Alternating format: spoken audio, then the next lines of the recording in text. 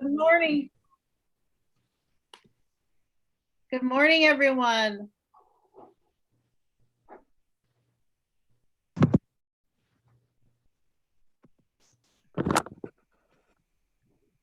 Good morning. Welcome. Okay, we'll get started. Again, welcome everyone. I am Heather Kelly from the Illinois SBDC at Rockford Chamber. And I have two lovely guest speakers today. First, I'd like to talk about the SBDC just a little bit to familiarize those that are not familiar with us. The Illinois SBDC at Rockford Chamber assists small businesses. We are part of a network, a nationwide network, as well as a statewide network. We provide guidance and training to existing small businesses in the areas of marketing, business planning, accounting, budgeting. And I'd like to introduce Edward Caceres. He's our director on the call. Welcome, Edward. I'm going to mute everyone until there's Q&A after our session. So what we will ask is that if you have any questions, please type them in our chat section. And with that, I will introduce our speakers today. And first, I would like to say a big thank you to Nicole Haas and Sarah Flashing. We did this very presentation in April for the Greater Freeport Alliance. That's why you see their logo down in the corner. And we had a wonderful time, and thank you for asking me to be part of your panel. So we thought that this was such great information that we want to present it again to our SBDC family. So with that, first I will introduce Sarah Flashing from Sarah Flashing Creative. Sarah, do you have a few words? Sure, yeah, I'm glad to be here. This is one of my absolute favorite topics, anything related to the internet, actually. SEO and SEM are really important topics for business owners today. And it's something I've been doing for 15 plus years, and look forward to connecting with each and every one of you. Thank you. And Nicole Haas from Greater Freeport Partnership. She is their brand director. Nicole, do you Correct. So similar to SBDC, we partner with local businesses to help them with anything from business services to promotion within our area, as well as helping entrepreneurs with, finding space, any of those needs. So we get a lot of questions from small businesses on a lot of these topics, similar to SBDC. And in addition to that, I also, as the title for brand director, have to sort through a lot of these same strategies for both our city, county, and our organizational marketing. So I kind of look at it from two sides, from the small business owner perspective, and as well as personally in what I do for our organizations. Thank you. First, we will start with Sarah's presentation on SEO, and all the presentations are together. So Sarah will start first with SEO, and then I will come in and talk about SEM, and then Nicole will wrap it up, summarize it all together. Great. Well, thanks again for having me. And I am talking about search engine optimization and what I hope to accomplish for you today as business owners is to kind of demystify it.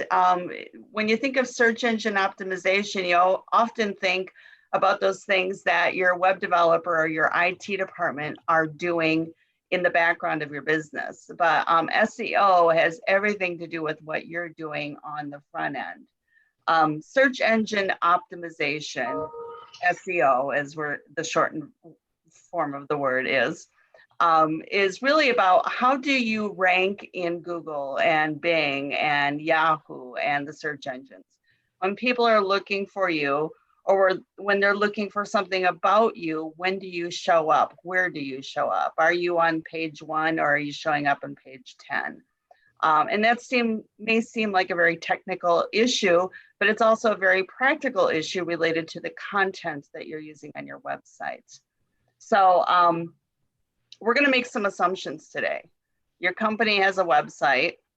You've had a web developer, or you yourself have done this. You've set up the website.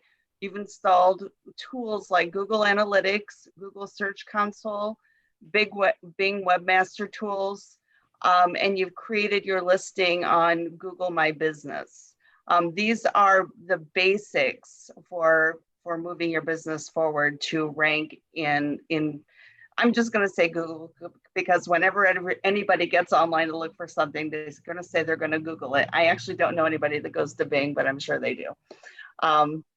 So along with those basic assumptions of your website build, your website has a basic structure. And this is also important to how you show up on the search engine, because Google and Bing and Yahoo have some standards, and they don't like to show poorly organized websites near the top of the searches. You can find yourself getting penalized if your website structure is not done well. Doesn't mean it has to be done by somebody who's going to charge you, $80,000 for a website, but it just needs to have a logical framework. Your navigation needs to be clear. Every page, aside from every single individual product, needs to be reachable from your home page. So you have to have a logical navigation at the top of your home screen. You don't want to have any broken links or images on your website. Not only does that look bad, Google won't properly index your website then.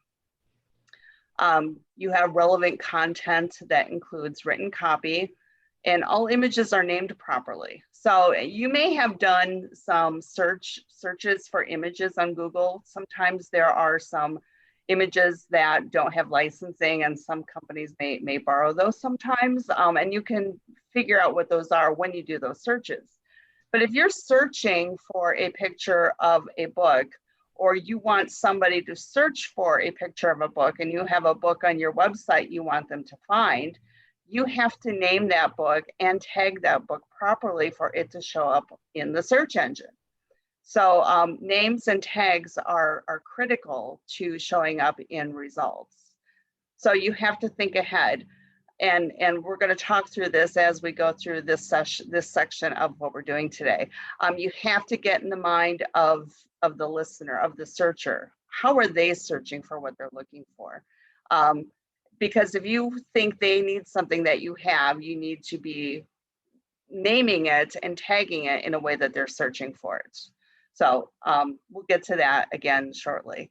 And you should have a sitemap, and there are various plugins that can help you with that. I come from a WordPress framework, which is one of the most dominant platforms in web development actually in the world today. I believe it accounts for around 47% of all websites. So it's WordPress is pretty huge, and plugins like Yoast and SEO Press and Rank help you to develop your search engine optimization, but they also provide these sitemaps, which then get submitted to the search engines and help you to be indexed and show up in the searches. So I was talking about how you need to get into the mind of people who are searching for what they want to find on the internet. And what it comes down to is SEO is really about people. It's about understanding what they're looking for and helping them find it. It's not about getting to people you can't get to, because you can't get to them, and getting them to search for things the way you want them to search for them. That's not how it works. You need to get into the mind of your customers, your clients, and have an idea of how they're searching for things, and tag those items, those articles, those pictures accordingly, and use those keywords and those key phrases throughout. So this sounds really silly, but this is a really great example of what I'm talking about. So have you ever gotten ready to bake something or make something in the kitchen you've never done before, and you kind of in DIY mode, and you think, okay, I'm going to do this myself. I'm not going to order it. I'm going to make it. I can do it. How do I make is generally the first few words you start with when you go to Google. How do I make, or how do I build, or how do you make? This is the way people search for things on the internet. They might use words like instructions for, or recipe for, but this is a really interesting one. So I'm using this example of self-rising flour. So let's say you are a professional baker, you've got your own podcast, and you're writing these blog posts on various recipes from your kitchen.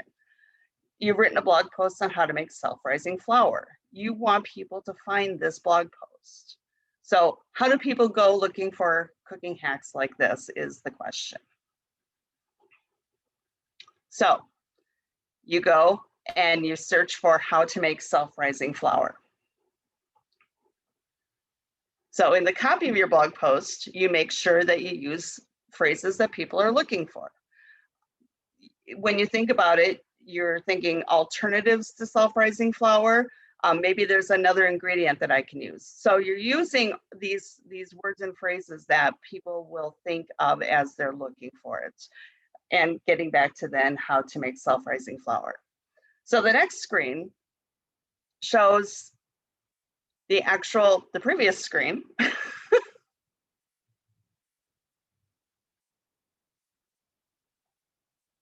Two screens back.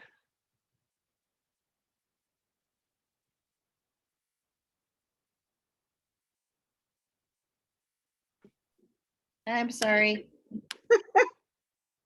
So the screen Oh my goodness. You're going the wrong way. I know, I'm trying to get back to.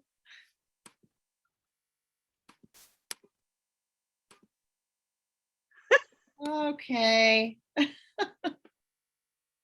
So if you did a search for self-rising flour, if you type in the Google search field how to make self-rising flour, I have examples right in front of me. You will get the first 5 results will show 4 of them that are titled how to make self-rising flour, because they know that if they title it in a way that other people can see it, that other people are searching for it, it's going to be located.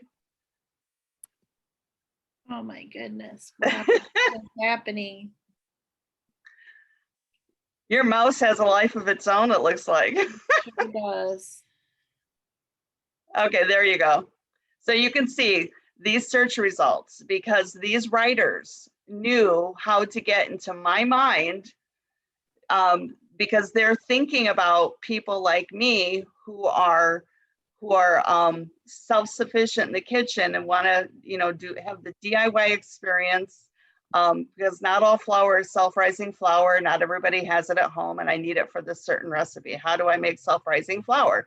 That's what I go to Google and I look for. And these writers knew that. And you can see in these search results here, 4 of the 5 are using this language, how to make self-rising flour.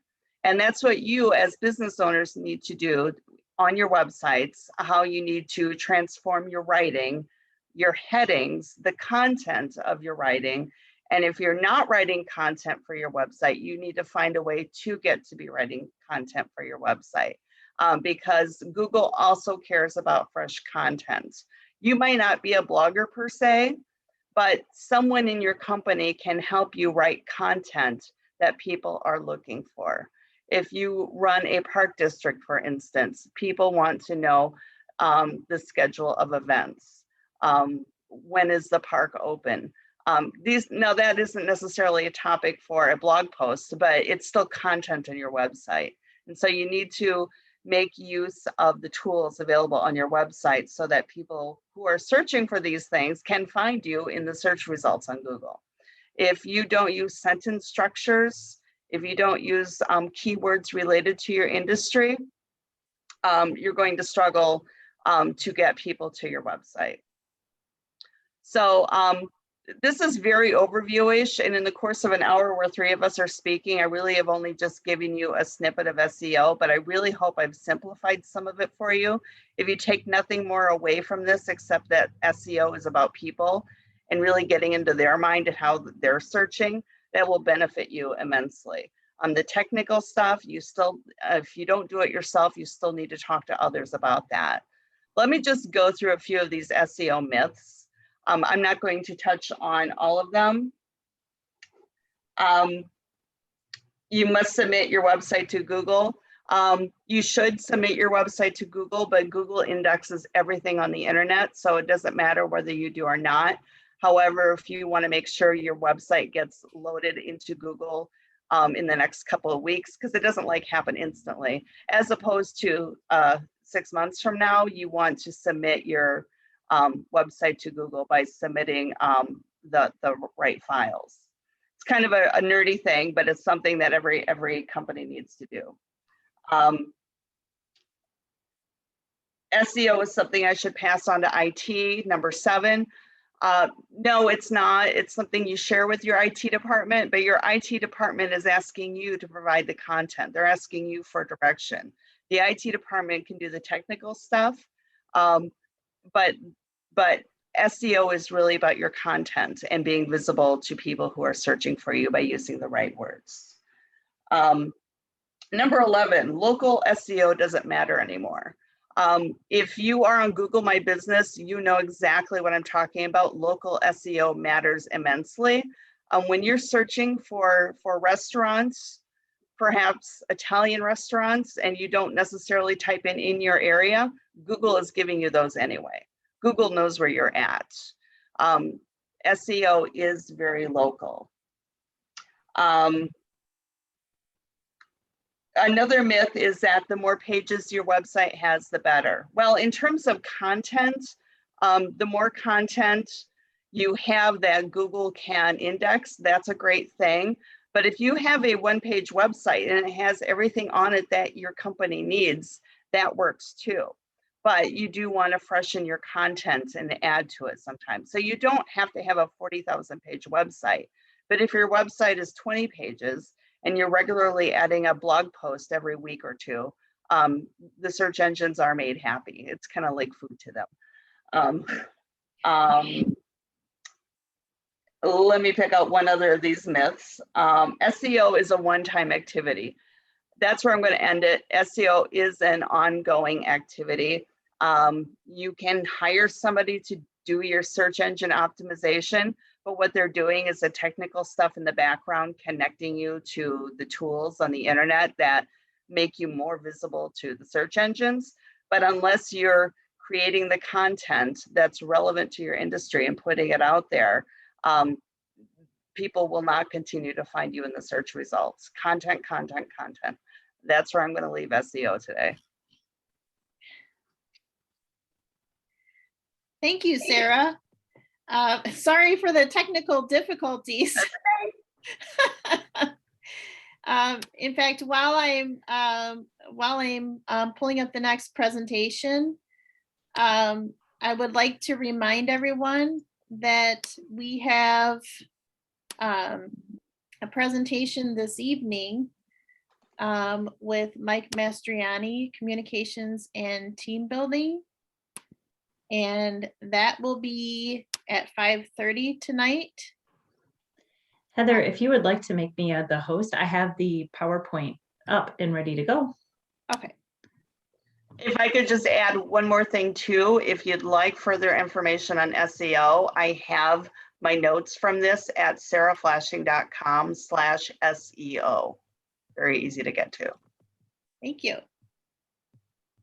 And Nicole saves the day. Thank you.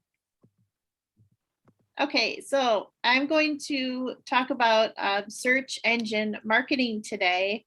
And going back to what Sarah talked about SEO, SEO is definitely very organic in nature, and there is a lot that you can do yourself, obviously, to enhance your search engine optimization activities. Search engine marketing deals more with paid advertising. So search engine marketing is an umbrella term that refers to any tactic that's used to increase a brand's search visibility or get a brand to appear more frequently in search. It may include a paid SEM strategy, an organic SEO strategy, which Sarah talked about, or both. Targeted ads are typically directed back to your website or landing page. And when we talk about SEM platforms, an SEM platform is a search engine where a brand can place search ads that are displayed when users perform a search. And of course, Sarah talked about briefly the most common SEM platforms are Google and Bing. Google obviously being the more popular of the two. Google Ads is the most widely used SEM platform. Billions of Google searches are performed a day, so it can help you get in front of the largest online audience available. Bing Ads claim to connect with 3 million searchers that Google cannot reach. And by serving ads on partner sites such as Yahoo and MSN, Bing Ads help you connect with searchers who aren't exclusively using Google for search. And so I've included links to get in front of, to develop ads for Google. Google gets you in front of customers when they're searching for businesses on Google Search and Maps. You only pay for results like clicks to your website or calls to your business. And there is the link for the Bing Ads as well. So let's talk about, we've talked about SEM in Google Ads and Bing Ads. So that's set up. Now let's talk about SEM targeting. And when we talk about targeting, once you have your ad format determined, we can start looking at keywords and that pertain to your business. So when targeting keywords, it tells the search platform when to show your ads. And so we've all had ads pop up, on websites we're visiting or on our phones. Sometimes even when we're, seems like when we're just thinking about a product, something pops up. That's a little frightening. But SEM targeting takes it one step further. So through targeting, you set up additional parameters when your ad should show, who you should show it to, and when you should show it. So location targeting sets ads to only show to people who are within a certain zip code or geographic area. Ad schedule targeting sets ads to only show at certain times of the day or during specific days of the week. So this is when you're really drilling down and targeting. Demographic targeting, that sets ads to only show to people who fit certain demographic categories based on age and gender. And device targeting sets ads to only show to users on specific devices such as mobile phones, desktops, or tablets.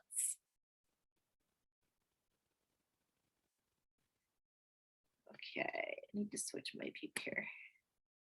PPC, or pay per click, which some of you may have heard of, is a paid marketing strategy where a brand creates a digital ad and is charged each time a user clicks on it. So when PPC ads are shown in search results, this is considered SEM. But PPC isn't always related to SEM. When PPC strategies are used on channels other than search, it's not considered SEM. For example, PPC can be used on sites that support digital ads like promoted tweets or Facebook ads, so getting more into the social ads. PPC also includes Google display ads, where brands are charged when a user clicks on a banner ad on a website.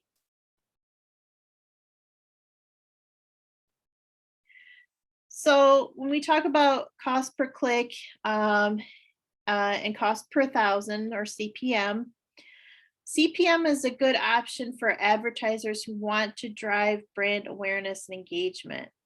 By using this type of pricing, advertisers can ensure that the ad will get the impressions they've paid for. So one of the most suitable objectives for cost per click based campaigns is to drive conversions as well as retargeting campaigns.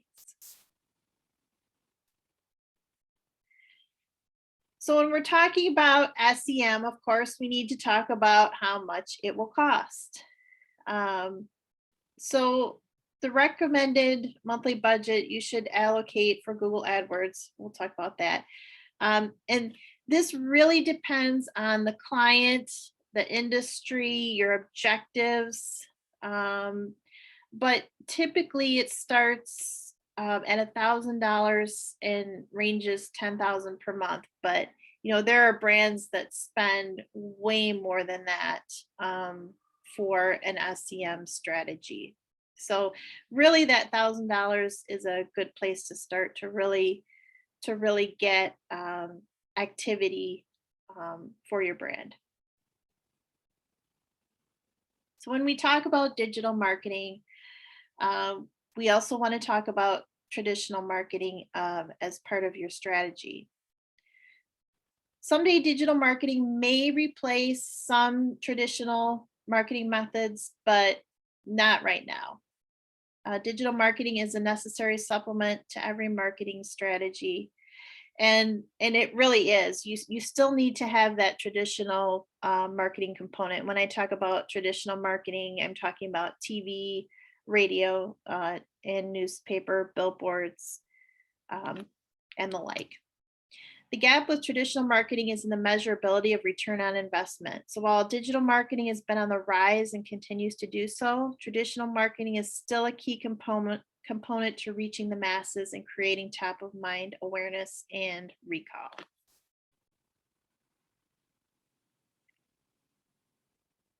So some key points to remember when you're dealing with competitors and very large budgets. I get asked, these questions about, how can I have a small budget, how can I get in front of competitors when I have people with very large budgets that have a similar product.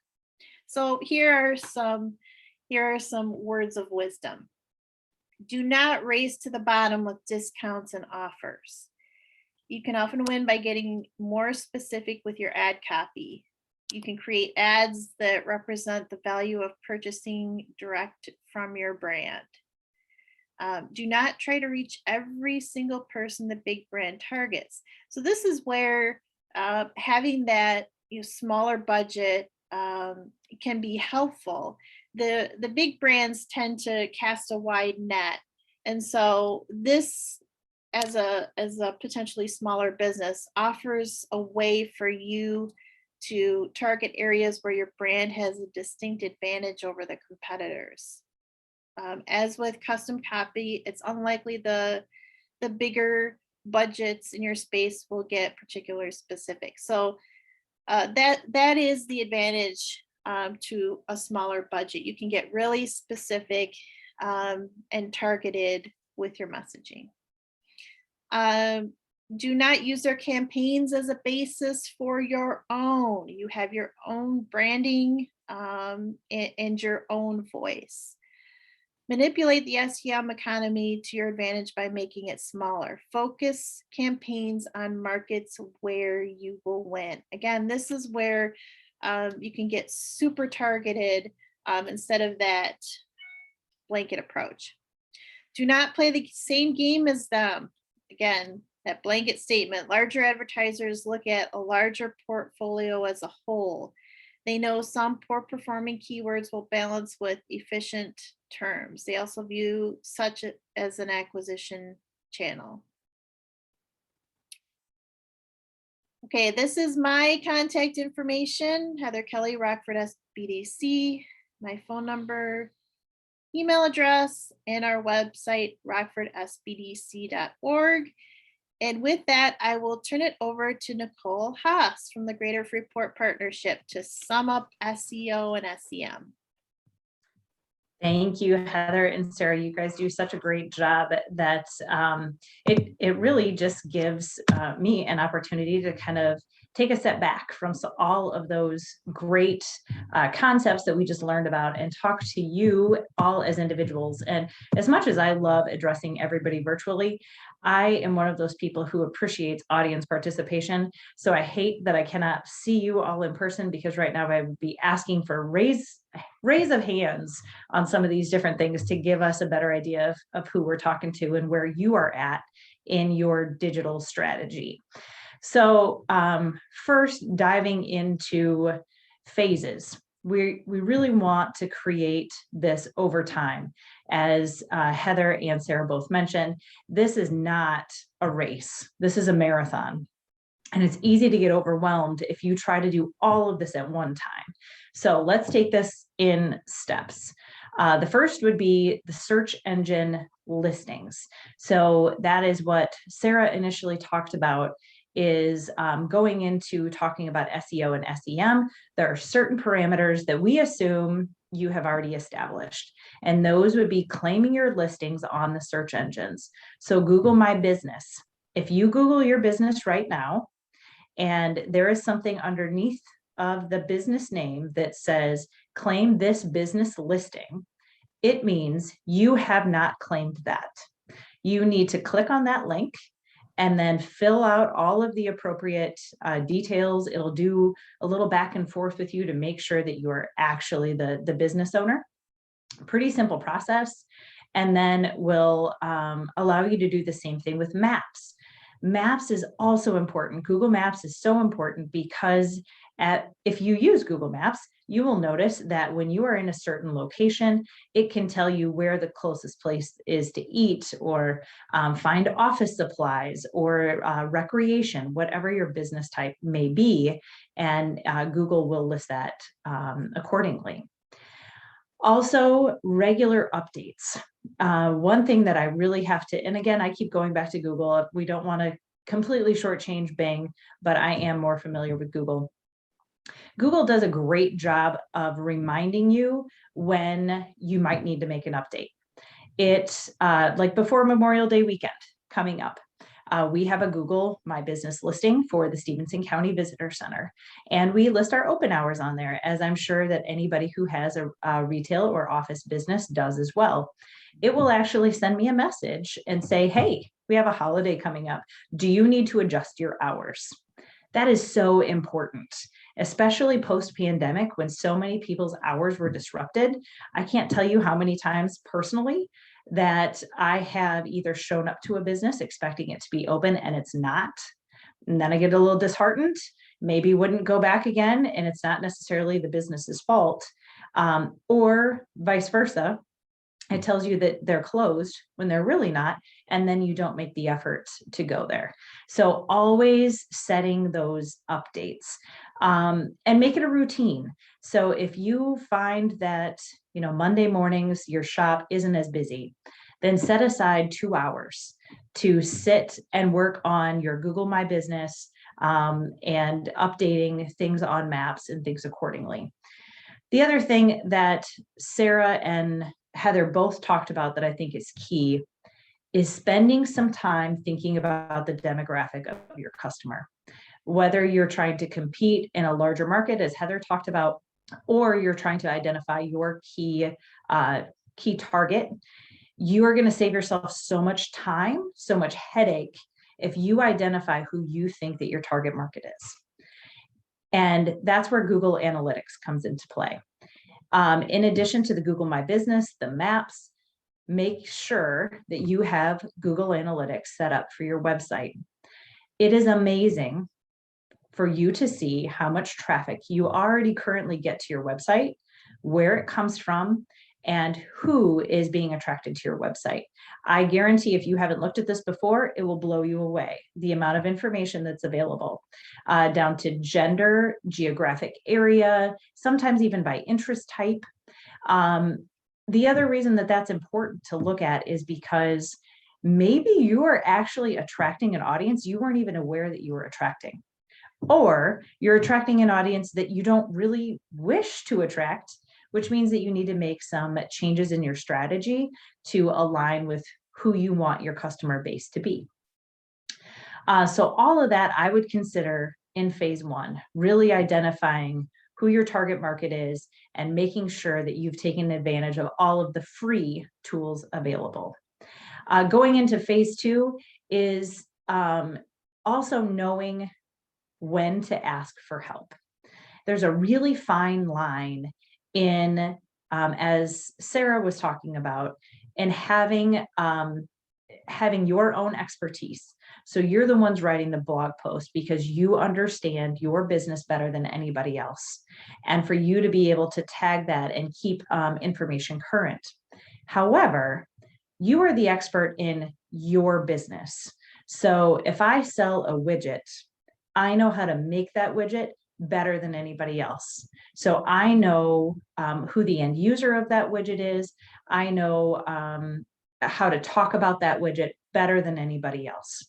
However, sometimes making a widget, those talents do not translate into meaning that you're a webmaster or meaning that you're an SEM strategist.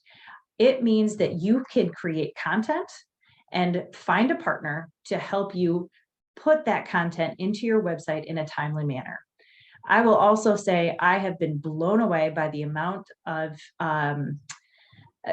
possibilities and endless opportunities for you to find content for your specific business type on the internet. There are content creators everywhere who provide digital marketing strategies for free, or they would even help to target that to your specific business type for a small fee. So if you're one of those people who just is like, man, I do not know what to post on the internet, I don't have anything relevant to say, my business really isn't that exciting, look into some of these content creators, and they just bring up ideas that you're like, oh, duh, why didn't I think of that? You know, I can talk about that today.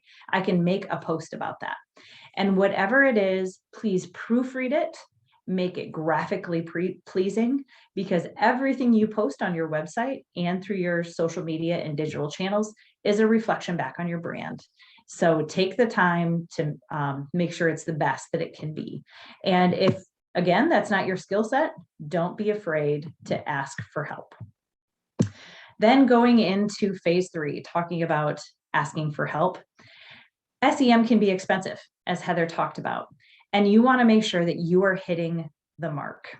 When you're trying to choose keywords and you're trying to choose demographics, if anybody has ever done social media marketing, so with Facebook and things like that, you can get very targeted.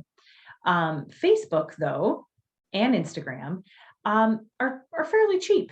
You know, you can run campaigns for $50 if you would like, but you will also see on those that the larger the area you want to cover and the higher the saturation, the more expensive it is.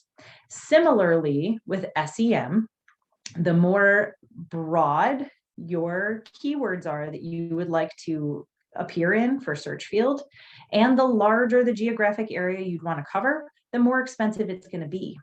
So if you are really unsure on how to make all of that happen for you, there are local resources to help.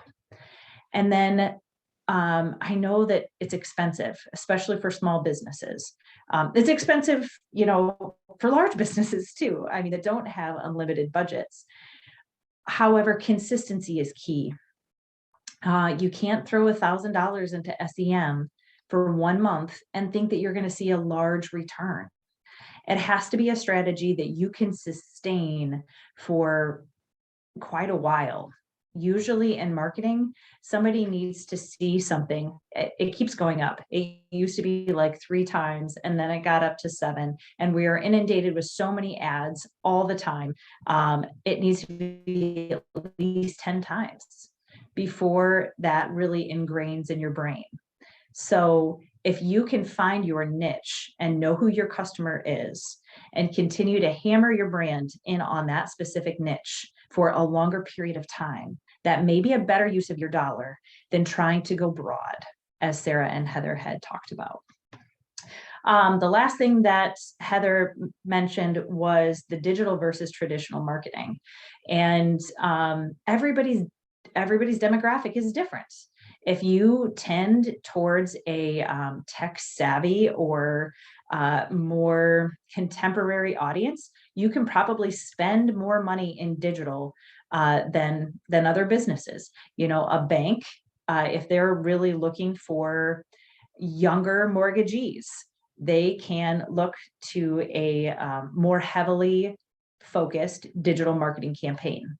If you are a bank that's looking to increase your holiday savings account, I don't even know if they offer those anymore, but you know, where you put money away till the Christmas account, that's probably going to be a traditional marketing strategy, because that's a product that tends to go to an older demographic who still looks at that traditional media. So again, your specific split is going to be based on thinking about your customer base. And if you don't know, ask. It saves you so much time and money if you ask your customers, survey them, you know, give them a bottle of water when they're done shopping or working with you in your office, and just ask them these couple of questions. I'm sure that they are happy to provide that insight. And also they might be a little flattered that you asked them for their opinion. That wraps up my portion of the presentation, and I'll turn it back over to Heather.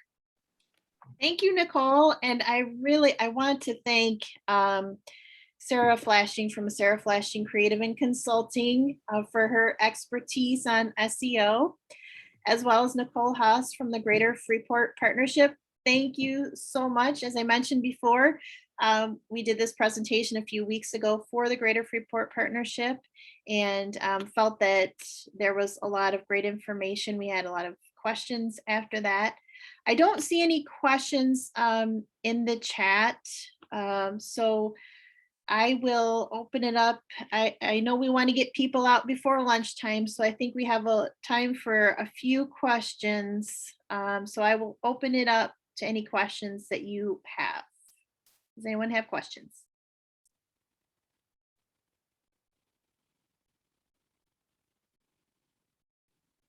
Are there any questions for our group?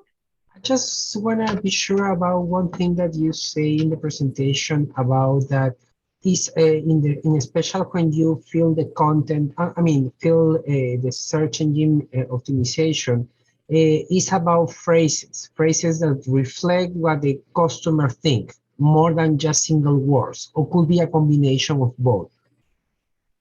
Yeah, absolutely. SEO is about phrases, where my example of how to make something, whatever it is you're searching for, it's knowing the phrases and even knowing some of the shorter keywords. If you are a hair salon and you're promoting product, some key terms might be Paul Mitchell products. Mm-hmm. The products that you sell are your keywords. How people use them might be keywords. And so whether they're small words or what we call short tail or long tail phrases, which are just technical words for phrases of various sizes. But it's about ultimately knowing your customer, because you know your customer, then you know how to reach them with the language that they're using. Thank you. Any other questions?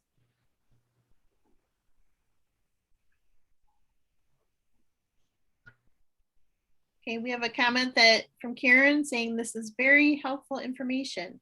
So thank you. Great job, everyone. If there's no other questions, then I would like to thank Sarah and Nicole. Nicole, thank you for the save. That's really the first technical glitch we've had, and we've done this since January. So thank you so much. I wanted to add, I threw this example up there. I was thinking about it as both of you were talking. So as Sarah was talking about phrases, trails in Stevenson County is the phrase. And if you look at that on Google, First is showing you map results that are available that all come up because there are multiple keywords that bring this to a trail and Stevenson County. And if you go down in the search results to actually look at the search engines, you can find it in Yelp, Snow Tracks, Trail Link, and then eventually the Jane Addams Trail website. The other thing that I think is important to know is when you're searching all of these phrases, try them first to see if there are ads that are populated on your search phrase.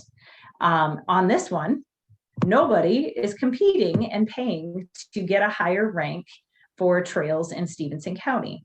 So maybe it's not the best strategy for me to pay money to try to get my website higher in rank on this search because I'm not competing with anybody. However, I can do more on the SEO of the Jane Addams Trail website to include phrases like trails in Stevenson County, so it would organically go to the top. So I just wanted to pick up a real life example to kind of wrap that up in case your head was swirling around all of these ideas. I'm glad you put that up. Let me just add to that, and you kind of went there with this, Nicole. If it's not being used, our initial mindset might be, "Ooh, nobody's doing that. Maybe I can get to the top doing that." But maybe it's also because they decided that's not working, and that's a good reason not to do that phrase. However, if you put it in quotation marks when you're searching trails in Stevenson County, that will only pull up those results with that phrase in it. But if you leave the quotation marks off in your searches, and people do it both ways, you'll get the broader results without the quotations. And you'll see some of these search results should say they put them up there because they think they're relevant, but sometimes they'll have a little subtitle in does not include trails in Stevenson County. So it can get complicated, but it can just be common sense too. Okay. Thank you. That is awesome information. Any other questions? Okay, with that, everyone have a safe and happy Memorial Weekend. Again, just a reminder, we have communications and team building coming up tonight at 5:30. Sign up at rockfordsbdc.org/workshop-trainings. And we will have part 2 next week as well. And I think that that training is very critical, especially as we find that people are heading back into the office. And so you have that transition from the virtual world back into the office. And, that is critical to the success of your business if you're working together as a team. It also helps when you're navigating client relationships as well. So thank you very much, everybody. Have a safe weekend. Bye. Thank you. Thank you.